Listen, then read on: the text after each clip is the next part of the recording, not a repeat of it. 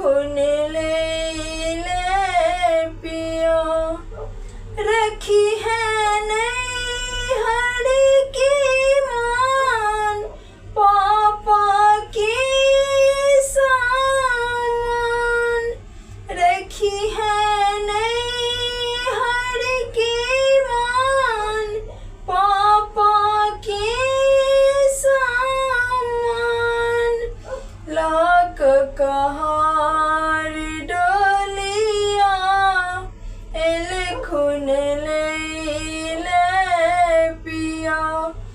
लाख कहार डोलिया एल खुन ले